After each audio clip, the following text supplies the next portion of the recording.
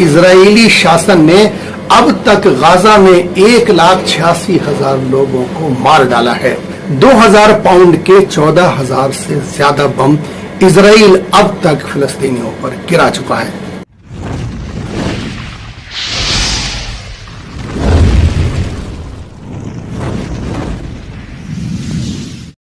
स्वागत है आप सभी का एक और एपिसोड में। मैं सईद खान और आप देख रहे हैं हकीकत इंडियन टीवी।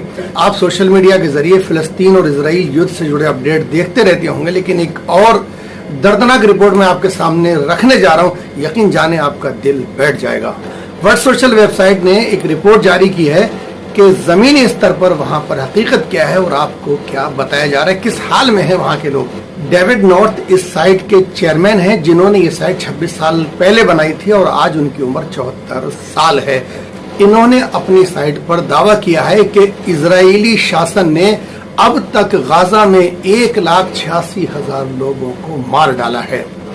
जो कॉरपोरेट मीडिया आपको बता रही है, ये संख्या उससे कहीं ज्यादा है। इन्होंने दावा किया है कि फिलिस्तीन की 8% आबादी ऐसी है जो अब दुनिया में नहीं है।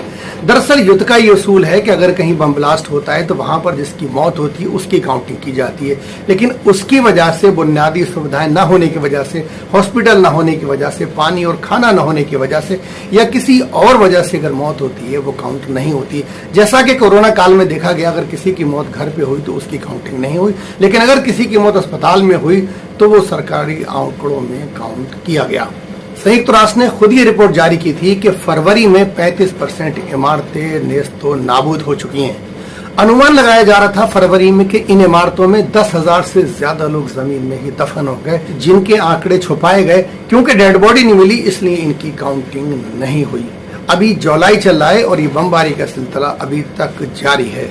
गाजा में मरने वालों की संख्या प्रत्यक्ष और अप्रत्यक्ष रूप से 3 से 15 गुना तक बढ़ी है। यानी गाजा में अप्रत्यक्ष रूप से मारे गए लोगों के निचले आंकड़े को भी अगर जोड़ा जाए तो ये संख्या 1,86,000 पहुंचती है। गाजा में जो बम गिराए गए उससे जो मौत हुई है, लेकिन उसके बाद जो वहां पर खाने की कमी है, चिकित्सा की कमी है, ईंधन की कमी है, यानी कि कोई भी बुनियादी सुविधा नहीं है, उसके बाद जिन लोगों की मौत हुई है, अगर इन सबको जोड़ा जाए तो ये संख्या इससे कई गुना ज्यादा होती है। द लैंसेट ने एक रिपोर्ट जारी की है, यानी कि कहीं पर अगर ब्लास्ट किया जाता है तो वहां पर एक आदमी की मौत होती है, लेकिन उसके बाद उसी हादसे से 10 लोगों की मौत और हो जाती है। कुछ जख्मियों की मौत होती है, कुछ लोग भोजन की कमी की वजह से या उस जहरीली गैस की वजह से मर जाते हैं, जिससे ये आंकड़ा 4 लाख से ज्यादा हो जाता है। संयुक्त राष्ट्र, अमेरिका, जर्मनी और अन्य साम्राज्यवादी शक्तियों ने निरंतर इजराइल को हथियारों की सप्लाई दी है। 2000 पाउंड के 14,000 से ज्यादा बम इजराइल अब तक फिलिस्तीनियों पर गिरा चुका है, जिससे हजारों इमारतें ध्वस्त नहीं हुई हैं, बल्कि उनमें रहने वाले लोग जिंदा दफन हो गए हैं। बमों ने अस्पताल और तमाम स्वास्थ्य सेवाएं, जलापूर्ति, सीवर, सड़कें, इन तमाम चीजों को निशाना बनाया है। संयुक्त राष्ट्र के अनुसार गाजा के 1/3 अस्पताल और 30% स्वास्थ्य सेवाएं बहुत ही कम लेवल पर, यानी कि निम्न स्तर पर काम कर रही हैं। फिलिस्तीनियों को जानबूझकर भोजन, पानी और अन्य सेवाएं देने से इनकार करने से धीरे धीरे लोग वहां पर मर रहे हैं। 96% आबादी ऐसी है जो खाने के लिए जूझ रही है, जिसमें से आधी आबादी ऐसी है जिसके पास खाना है ही नहीं। पूरे दिन कुछ खाए पिए बगैर वो लोग गुजार देते हैं।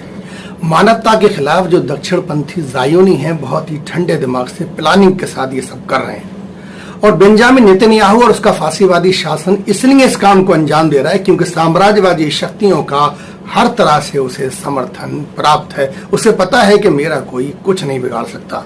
अमेरिकन राष्ट्रपति बाइडन, जर्मन चांसलर स्कोल्स और अन्य समाजवादी नेताओं ने न केवल ये सुनिश्चित किया है कि इजराइल का युद्ध का जो संदूक है वो हथियारों से भरा हुआ होना चाहिए, उन्हें नरसंहार के विरोध में चुप कराने के लिए व्यापक कार्रवाई भी शुरू कर दी है।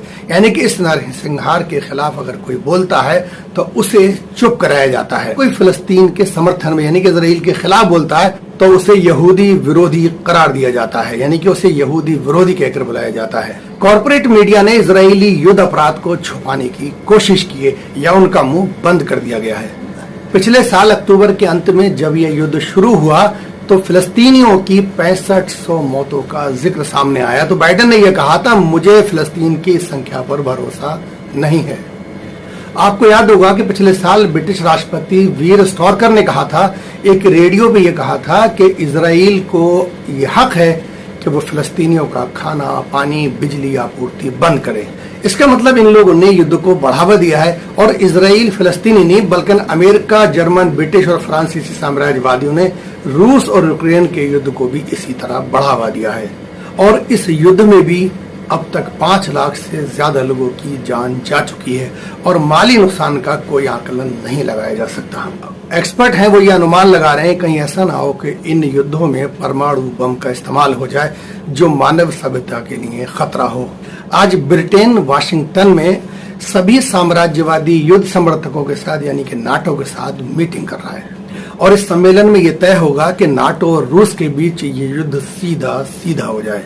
नाटो शिखर सम्मेलन के 2 हफ्ते बाद नेतन्याहू वाशिंगटन का दौरा करेंगे और अपने युद्ध पर यानी कि युद्ध में उन्होंने कौन सी उपलब्धि हासिल की है इस पर रिपोर्ट पेश करेंगे। इसीलिए वर्ल्ड सोशलिस्ट वेबसाइट ने और सोशलिस्ट इक्वालिटी पार्टी ने 24 जुलाई को वाशिंगटन डीसी में एक प्रोटेस्ट बुलाया है जो कि नेतन्याहू के खिलाफ होगा और इसमें मांग की जाएगी कि जो बाइडेन और नेतन्याहू अपना रास्ता बदलें, किसी तरह इस जंग को बढ़ावा न दिया जाए और वो अंतर्राष्ट्रीय युद्ध विरोधी आंदोलन के निर्माण की नींव रखेंगे जो नरसंहार और तीसरे विश्व युद्ध से बचने का एक वाहिद तरीका होगा।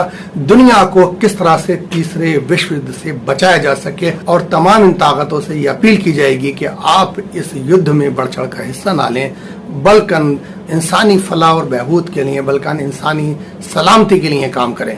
दोस्तों, इस जानकारी को दूसरों में भी फैलाएं और चैनल को सब्सक्राइब कर लें ताकि इसी तरह की रिपोर्टें मैं आपके सामने रख